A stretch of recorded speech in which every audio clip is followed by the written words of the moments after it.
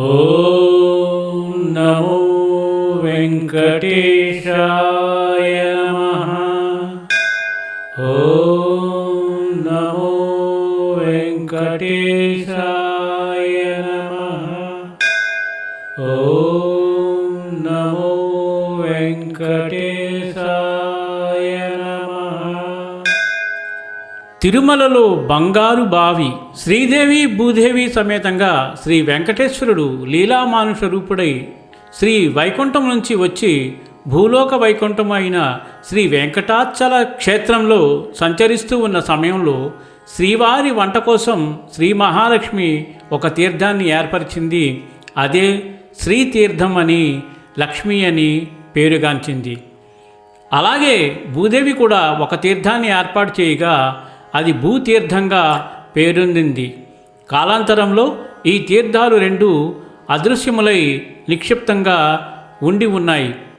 మళ్ళీ అనంతర కాలంలో శ్రీ వెంకటేశ్వర స్వామి వారికి వైఖాన సాగమన శాస్త్రోక్తంగా అర్చిస్తూ ఉన్న గోపీనాథుడనే అర్చకునకు సహాయంగా రంగదాసు అనే సేవకుడు తిరుమల చేరుకున్నాడు. శ్రీ స్వామివారి ఆరాధన కోసం అవసరమయ్యే పుష్పాల కోసం తోటను పెంచడానికి 2 బావులు నిర్మించినాడు. అదే స్థలంలో ఎప్పుడో నిక్షిప్తములైన శ్రీతీర్థ భూతీర్థాలు మళ్ళీ దైవికంగా బహిర్గతాలైనాయి. అనంతరం ఆ రంగదాసు మరణించగా మళ్ళీ ఆ 2 బావులు శిథిలమైనాయి. శ్రీ వెంకటేశ్వర స్వామివారికి తోటలు పెంచి పుష్పాలు సమర్పించి సేవ చేసిన ఫలితంగా ఆ రంగదాసు అనంతర కాలంలో తొండమాన్ చక్రవర్తిగా జన్మించి మళ్ళీ శ్రీ స్వామివారిని చేరుకున్నాడు. మళ్ళీ ఈ జన్మలో కూడా పెక్కు విధాలుగా సేవిస్తున్న తొండమానునితో స్వామివారు అతని పూర్వజన్మ వృత్తాంతాన్ని తెలియచేసి తాను ఉండడానికి ఒక ఆలయాన్ని నిర్మించి దానిపై బంగారు తొడుగుతో ఒక బంగారు విమానాన్ని ఏర్పాటు చేయించవలసిందని ఆలయ ప్రాంగణంలో పూర్వజన్మలో నిర్మించిన శ్రీతీర్థం భూతీర్థాలను మళ్ళీ పునరుద్ధరించాల్సిందిగా ఆజ్ఞాపించాడు. పూల బావి. అలాగే భూతీర్థాన్ని దిగుడు బావిగా మెట్లతో నిర్మించినాడు. అదే పూల బావిగా ప్రసిద్ధి పొందింది. కాలాంతరంలో ఆ శ్రీతీర్థం అంటే బంగారు బావి శ్రీవారి వంటశాలకు అర్చన ఆరాధనకు ఉపయోగపడుతూ ప్రముఖ స్థానాన్ని పొందింది. బంగారు బావి. ఈ బంగారు బావి శ్రీ స్వామివారి దర్శనం చేసుకుని బంగారు వాకిలి నుండి వెలుపలికి వచ్చిన తర్వాత ఎదురుగా ఉన్న వంటశాలకు వెళ్ళే మార్గంలో అంటే వకుళాదేవిని దర్శించుకొనడానికి వెళ్ళే మార్గంలో వంటశాల మెట్లకు ఆనుకొని పక్కనే ఉంటుంది శ్రీతీర్థం. ఈ బావికి చుట్టూ భూమి మట్టం నుండి చక్కడపు రాళ్లతో నిర్మించబడి ఉంటుంది. ఈ రాతి కట్టడం మీద బంగారు మలాం చేయబడిన రాగిరేకులు తాపడం ఉండడం వలన ఇది బంగారు బావి అని ప్రసిద్ధి పొందింది. ఈ బంగారు బావికే శ్రీతీర్థం అని, సుందరస్వామి బావి అని పేర్లు ఉన్నాయి. తిరుమలలో శ్రీ వెంకటేశ్వర స్వామి మూల విరాట్ మూర్తికి ప్రతి శుక్రవారం నాడు అభిషేకం జరపబడుతుంది. ఈ అభిషేకం గాను తిరుమల నంబి 11వ శతాబ్దంలో పాప వినాశన తీర్థం నుండి రోజు ఆ పవిత్ర జలాన్ని తెచ్చేవారు. తిరుమల నంబి. ఈ తిరుమల నంబి భగవద్ రామానుజులకు గురువు మాత్రమే కాక మేనమామ కూడా. ఇలా అభిషేక జలాన్ని సమర్పిస్తూ సేవిస్తూ ఉన్న కాలంలో తిరుమల నంబి గురువుగారైన యామనాచార్యుల వారు తిరుమలకు వేంచేసి శ్రీనివాస ప్రభువుల వారిని దర్శించారట. అభిషేక జలం.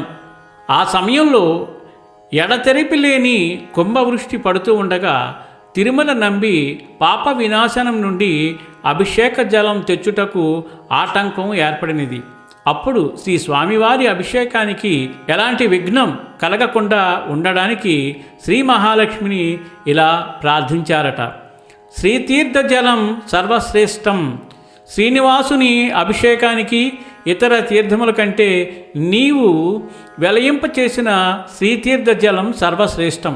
అందువలన ఈ జలాలు ఇక మీదట శ్రీవారి అభిషేక యోగ్యములై ఉండుట కాక సాక్షాత్తు బంగారు బావి సుందరమైన భగవంతుని రూపమేనంటూ దానికి సుందరమైన స్వామి కూపం అని నామకరణం చేసినారు.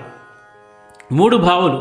తిరుమల శ్రీవారి ఆలయంలో 3 బావులు ఉన్నాయి. మొదటిది సంపంగి ప్రదక్షిణలో రామానుజ కూటం, యామునైతురై ఎదురుగా ఉన్న బావి. రెండవది పూల బావి. మూడవది బంగారు బావి. తిరుమామణి మండపం ఎదురుగా కనిపించే శ్రీవారి దర్శనం చేసుకునే బయట అడుగు పెట్టే చోట ఎదురుగా కనిపించే బావి ఇదే. ఈ బావికి బంగారు రేకులు తాపడం వల్ల బంగారు బావి అని విఖ్యాతి. స్వామివారి పూజలకు నైవేద్యములకు అవసరమైన నీరు అందించే బావి ఈ బావి. శ్రీదేవి భూదేవి సౌకర్యం నిమిత్తం ఈ బావిని నిర్మించినట్లు ప్రతీతి. తొండమాన్ చక్రవర్తి తన పూర్వజన్మ వృత్తాంతానికి ఆశ్చర్యపడిన తొండమాన్ చక్రవర్తి శ్రీతీర్థాన్ని ఉద్ధరించి దాని చుట్టూరా రాతి తీర్థాన్ని ఏర్పాటు చేసి దానికి బంగారు రేకును తాపించినాడు. అదే అప్పటి నుండి బంగారు బావిగా పేరు పొందింది. ఈ బావి నుండి నీరు తోడే పద్ధతి విజయనగర రాజుల కాలంలో హంపీలో నీరు తోడే పద్ధతిని పోలి ఉందని చారిత్రకులు భావిస్తున్నారు. శ్రీవారి అభిషేకానికి బంగారు బావి నీళ్లు ఉపయోగిస్తారు. ఒకళమాత కొలువైన పోటు అంటే వంటశాల పక్కనే బంగారు బావి ఉంది. స్వామి దర్శనం చేసుకుని బంగారు వాకిలి వెలుపల వచ్చిన భక్తులకు ఎదురుగానే ఈ బంగారు బావి దర్శనమిస్తుంది.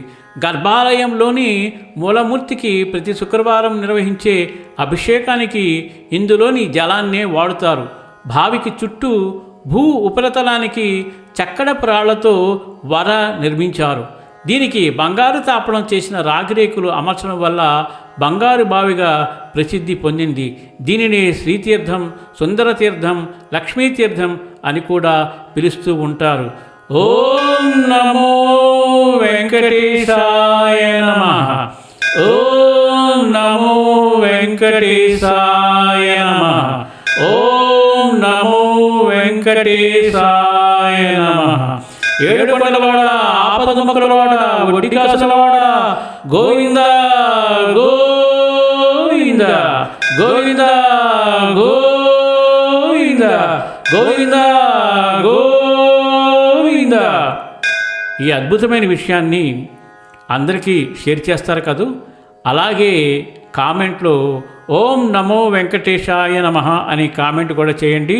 సర్వే జనా సుఖినో భవంతు, లోకా సమస్త సుఖినో భవంతు. ధన్యవాదాలు. స్వస్తి.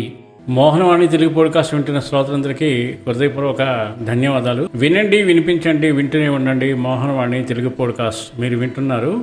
మోహనవాణి. మన మోహనవాణి కార్యక్రమాలు మీకు నచ్చినట్లయితే వెంటనే ఒక లైక్ చేయండి, అలాగే కామెంట్ చేయండి, ఎక్కువ మందికి షేర్ చేయండి. సబ్స్క్రైబ్ చేసుకోకపోతే వెంటనే మన ఛానల్కి ఇప్పుడే సబ్స్క్రైబ్ చేసుకోండి. ధన్యవాదాలు.